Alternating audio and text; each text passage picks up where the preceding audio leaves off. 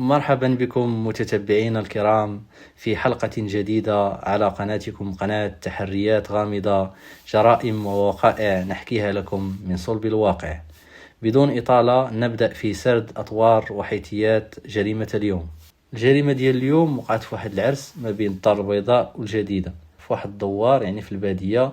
كان واحد العرس، دازت الامور على ما يرام. تيقول الاب ديال العريس اننا كبرنا بالعائله العروسه وتا هما كبروا بينا، نشطنا، كنا فرحانين، داز داكشي هو هذا. الغد ليه كنتفاجئوا بواحد جوج مرميين حدا الدار، واحد جوج مقتولين. هو ما قالش مقتولين، قال غير ميتين، لانهم ما عرفوش كيفاش وقع عليهم. قال لك انا غير شفت هذاك المنظر مشيت لابريغاد نيشان. فعلا الغد ليه مشى لابريغاد مع ديك 6:30. دراكي فاش سمع الوقائع وسمع الحيثيات قال لي ودي راه لقينا واحد جوج ديال الناس مرميين حدا الدار ميتين، وواحد مرمي هنا وواحد مرمي لهيه. قال لي ودي واش هاد الناس كتعرفهم؟ قال لي ودي انا ما عرفتهمش، راه بانوا لي تما حدا الدار وبانوا لي نهار العرس، ولكن انا ما عرفتهمش لانهم من عائله ديال العروس. الدراكي في الاول كيتسحب ليه واش غير سكران واش غير كيتفلى، لان بزاف كيجيو كيقولوا نفس الامر في لابريغاد. بعد ما تاكد انه راه كيدوي بصح قال لي ودي انا راه كندوي بصح، راه ماشي كنكذب ولا شي حاجه، ويلا هو لا ما تيقتوش، يلا هو معايا لعين المكان.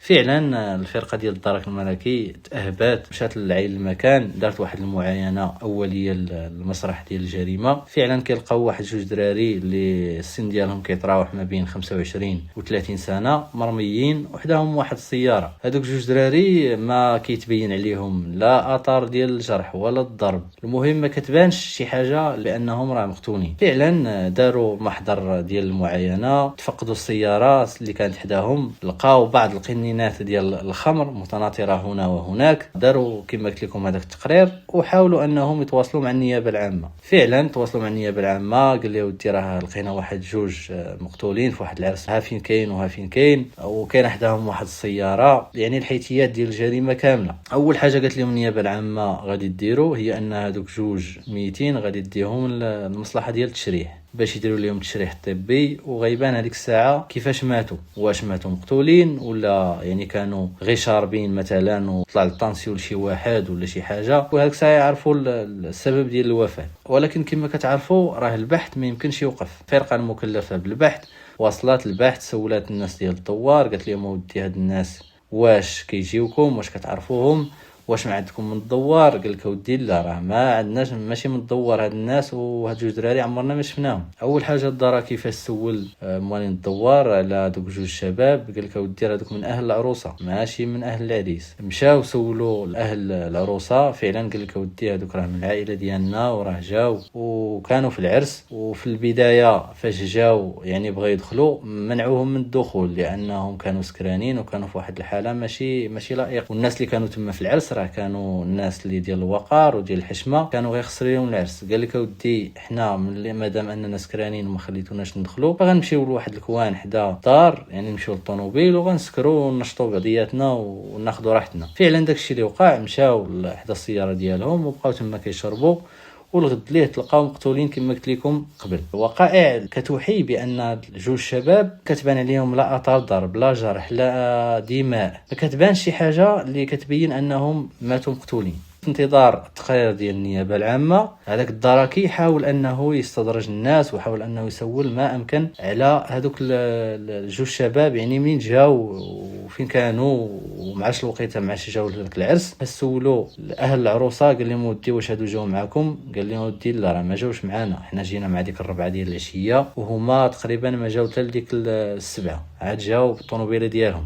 فسولوهم واش كان معهم شي واحد؟ قال لك ودي راه ما كان معهم حتى شي واحد. الفرقه المكلفه بالبحث تبادر للذهن ديالها مجموعه من الاسئله. اولها هو انه هاد جوج شبان واش فعلا كانوا بوحدهم ولا كان معاهم شي واحد، واش كانوا كيسكروا بوحدهم ولا كان كيسكر معاهم شي واحد هذيك الليله. ثاني حاجه انهم فاش منعوهم يعني من الدخول لذاك العرس، راه قالوا لهم ودي راه حنا غادي نمشيو وغادي نسكروا في الطوموبيل، وهما تلقاو ميتين خارج الطوموبيل، يعني خارج السياره ماشي داخل السياره. ثالث حاجه هو انه هاد جوج شبان ما عليهم لا اثار دم لا اثار ضرب لا جرح، كايناش حداهم شي عدد ديال الجريمه ولا شي وسيله باش تقتلوا، كيبانش انهم مقتولين ولا مضروبين بشي آلة حاده ولا غير ذلك. هنا الدركي المكلف بالبحث حاول انه يرجع لعين المكان، سول هذوك الناس تما، لعل وعسى انه يبان ليه شي مستجد ولا تبان ليه شي معلومه اللي تقدر تاثر في الواقعه ولا تاثر في الجريمه.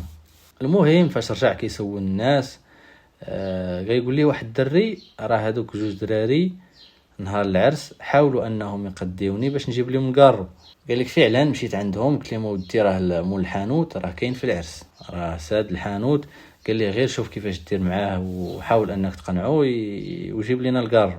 قال لك مشى معايا مول الحانوت، عطاني الكارو ورد لي الصرف، شديت هذاك الكارو ديتو ليهم عطيتو ليهم وردوا لي الصرف صافي وجيت في حالاتي. ولكن قال لك فاش كنت كنعطيهم الكارو كنسمع الضحك ديال جوج بنات كيضحكوا معاهم نشط. قال لي واش شتيهم؟ قال لي ودي ما شفتهمش ولكن كنسمعهم كيضحكوا. ولكن هاد جوج بنات منين جاو؟ وما يمكنش حتى شي واحد ما شافهم معاهم. مالين العرس ولا مالين الدوار تيقول لك اودي راه كانوا بوحدهم ما شفنا معاهم حتى شي واحد، يعني هاد جوج بنات منين جاو؟ المهم حاول الدركي انه يدير التحريات ديالو ويسول على هاد جوج الناس فين كاينين، حاول انه يسول على التليفونات ديالهم. مسرح الجريمه ما كان فيه لا تليفونات لا فلوس ديال الضحايا. حاول انه يسول والديهم، قال لك اودي راه عندهم تليفوناتهم وكانوا معاهم الفلوس، وما يؤكد ان الفلوس كانوا معاهم هو انهم فاش قداو هذاك الدري راه عطاو الفلوس باش يجيب لهم الكارو ورد لهم الصرف. المهم الفرقه حاولت انها تتصل بهم، تليفوناتهم طافين ما كيجاوب حتى شي واحد. من بعد خرج تقرير ديال النيابه العامه، قال لك اودي هاد جوج شبان راه ماتوا مقتولين، والدليل على ذلك ان كاينه واحد النسبه كبيره ديال السم موجوده في الجسم ديالهم، يعني ماتوا مسمين، واحد النسبه اللي طالعه. المهم كاينه واحد العشبه مخلطه مع واحد الماده لا داعي لذكر هذيك الامور، كتولي ماده توكسيك يعني ماده اللي سامه. ولكن شكون اللي غادي يسمم هاد الشبان مع العلم ان كل شيء تيقول ما كان معاهم حتى شي واحد؟ الدري اللي عنده 18 عام كيشهد وكيقول انهم كانوا معاهم جوج بنات تما في مسرح الجريمه، حتى شي واحد ما شاف هاد جوج بنات. حاولنا الفرقه حاولت انها تسول المحيط ديال الدوار كاع الناس، ما حتى شي واحد ما شافهم، حتى شي واحد ما شافهم هذاك النهار ديال العرس. حاولوا انهم يسولوا الناس، يسولوا المحيط اللي كاين في الدوار، حتى شي واحد ما شاف هذوك البنات في هذاك النهار. المهم المكلف بالبحث حاول انه يطلب من اهل العريس واهل العروسه انهم يحصروا ليه واحد اللائحه يكونوا فيها هذوك الناس اللي جاوا في العرس. فعلا اهل العريس واهل العروسه عطاوهم لائحه، فلانه فلان فلانه فلانه واش كتعرفوا واش ما كتعرفوش. حاول انه يسول الناس. غيجي واحد اللحظه ويقول لي واحد الراجل اودي راه هذا العرس راه كان مصور، راه كان المصور هذاك النهار وصور. قال لي مزيان هذا مستجد اللي هو مزيان غيفيد في القضيه. حاول انه يسول بات العريس، قال لي واش عندك النمره ديال هذاك المصور؟ فعلا عطاه النمره، اتصل به، السلام عليكم السلام انا فلان مكلف بهذه القضيه، هذيك السيديه وهذوك التصاور تقريبا على شحال غيكونوا واجدين؟ قال له ودي واحد 10 ايام. قال ليه من 10 ايام مده اللي هي طويله. قال له ودي راه هذوك السيديه وهذوك التصاور راه واقف عليهم في واحد القضيه، حاول انك تخرجهم ليا في اقرب وقت. قال لي تقريبا يكونوا واجدين واحد يومين. فعلا من بعد ما دازوا يومين عيط ليه الرقم ديالو، قال له ودي هذيك السيديه وهذوك التصاور راه واجدين. فاش شاف التصاور حاول انه يجيب الاب ديال العروسه والاب ديال العريس باش يسول على دوك الناس اللي غيبانوا ليه في العرس. الا كان شي واحد من اهل العروسه راه غيسول اهل العروسه، ولا كان شي واحد ما عرفوش من اهل العروسه راه غيعرفوا من طبيعه الحال اهل العريس. فعلا داكشي اللي كان، شكون فلان شكون فلانه، هاد فلان هاد فلانه. حاول انه يسولهم على دوك الناس اللي كانوا حاضرين في العرس، حتى لواحد اللقطه غتبان ليه واحد البنت كتشطح لابسه واحد القفطان اللي هو احمر، وكتشطح بواحد الطريقه اللي ماشي عاديه، يعني ما زقاتش من الشطيح، هي واحد البنت معاها لابسه واحد القفطان خضر. حاول انه يسول على هذيك السيده اللي لابسه القفطان احمر، قال لها ودي هذه راه ما عرفت. بات العريس قال لها ودي راه ما عرفتهاش، وبات العروسه حتى هو ما عرفهاش. حاول انه يستدعي ناس اخرين من اهل العروسه والعريس، قال لهم سولهم عليها، حتى شي واحد ما عرفها. وقال لي ما يمكنش هي كاينه في العرس وكتشطح، هاد السيده هذه منين جات؟ سول على الصديقه ديالها حتى هي اللي لابسه القفطان خضر، حتى شي واحد ما عرفها. يعني هنا غنكونوا امام واحد جوج بنات اللي كاينين في عرس حتى شي واحد ما عرفهم. قال لك اودي هاد الجوج ما عمرنا ما شفناهم، اول مره كنسمعوا بهم، حتى شي واحد ما تعرف عليهم.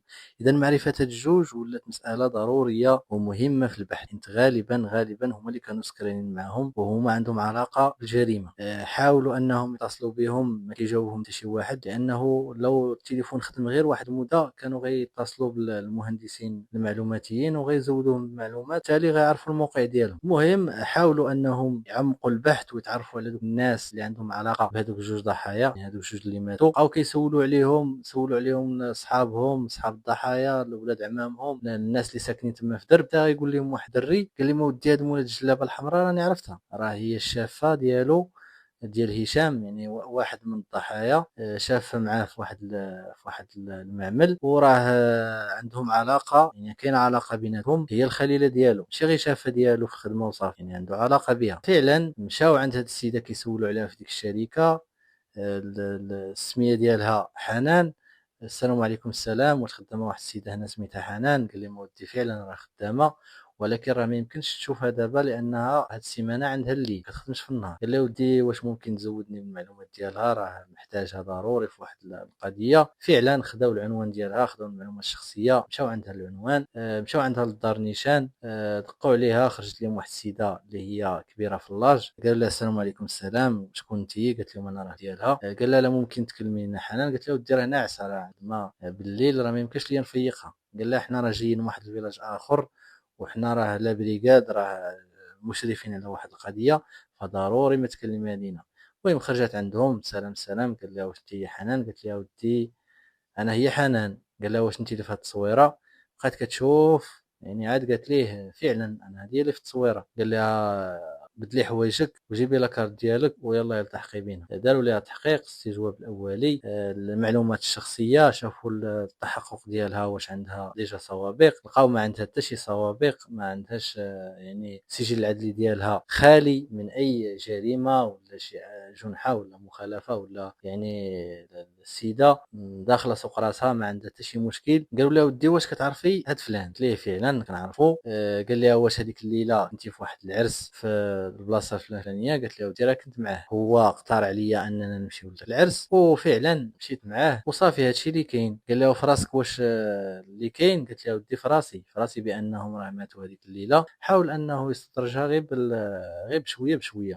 قال لها واش عندكم علاقه بالموت ديالهم؟ قالت له ودي لا، حنا فعلا هذاك النهار اقترحوا علينا اننا نمشيو معاهم، ومشينا معاهم، سكرنا معاهم صافي ومشينا في حالتنا. قال لها ولكن نتوما جيتوا في نفس الطوموبيل، جيتوا معاهم، علاش رجعتوا بوحدكم وما رجعتوش معاهم؟ قلت له ودي حنايا راه بتنا مع الناس ديال العرس هذيك الليله تما وما بغيناش نمشيو معاهم، يعني هما راه بقاو سكرانين حتى الصباح، صافي قلنا حنا نمشيو قبل، لان العرس سالا مع ديك الخمسة ديال الصباح، حنا مشينا مع ديك الستة. قال لها شوفي سمحي لي، ولكن هاد الهضره اللي تقولي راكي غير كتخربقي، راه ما عندها حتى شي علاقه. راه سولنا الناس ديال العرس وقالوا لنا ودي راه ما باتوش هنا، ما كنعرفوهم، ما كيعرفونا، فبلا ما تبقاي تدوري في الهضره وشيري معنا نيشان. قلت لها ودي راه هادشي اللي كاين هو اللي قلت لك. قال لها معاك شكون هي؟ قلت لها ودي صاحبتي سميتها زينب. قال لها واش مجوجه؟ فين كتسكن؟ شنو العلاقه عندك بها؟ قلت لها ودي راه هذيك صاحبتي كتسكن حدايا، المهم راه خدامه في واحد البار هنايا وصافي، هادشي اللي كاين. هي الصديق ديالها راه الصديق ديالي، وهذاك النهار اختار عليها هو تمشي معاه وانا نمشي مع الصديق ديالي لهذاك العرس، وفعلا مشينا. هادشي اللي كاين. المهم مشاو جابوا صاحبتها حتى يستجوبوها، قالوا لها فين كنتي هذيك الليله؟ واش كنتي مع فلانه؟ قالت لهم فعلا كنت مع فلانه مع فلان.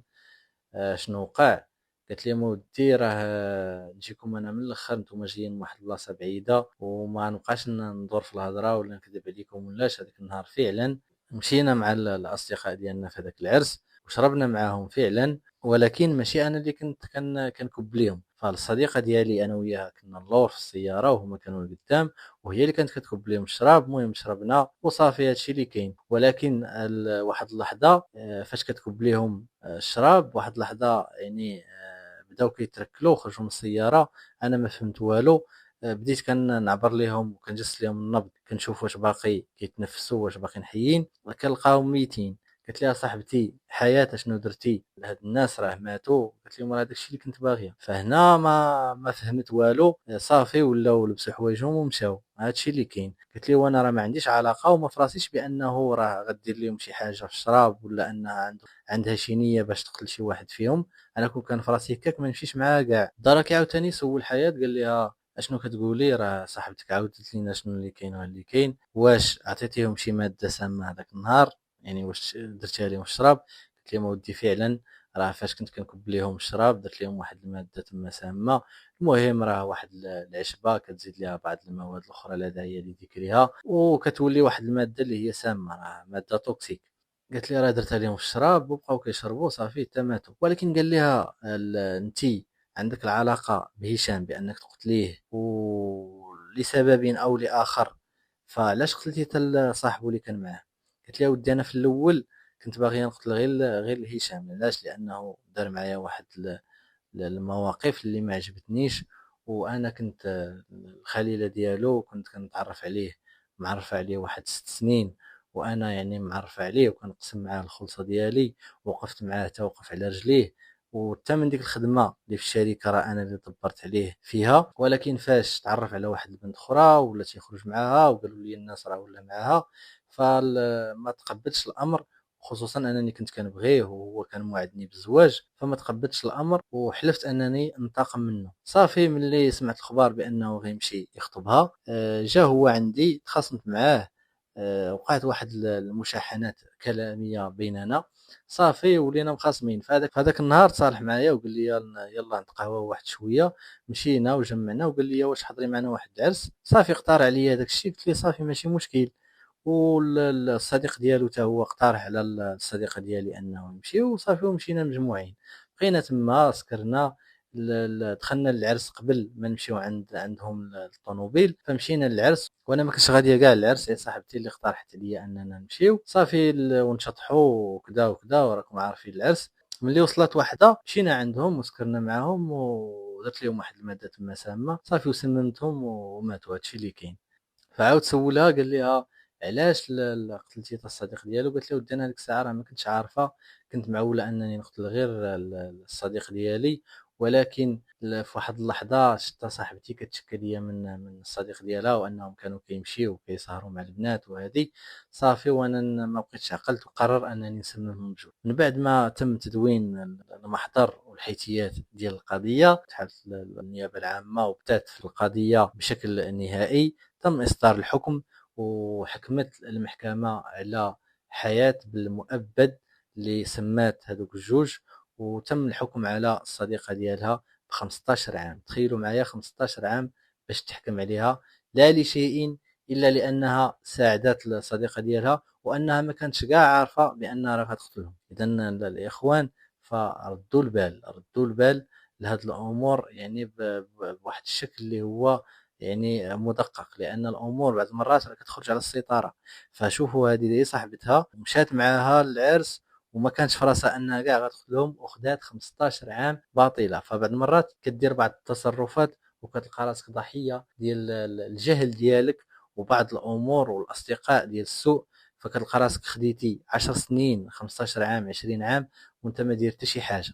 فكنتمنى تكون القصة عجبتكم، اللي هي قصة واقعية وقعات ما بين الدار البيضاء والجديدة. وهي قصة من الواقع كما عودتكم. إن شاء الله نتلاقاو في حلقة جديدة. أستودعكم الله الذي لا يضيع ودائعه، وإلى حلقة جديدة إن شاء الله.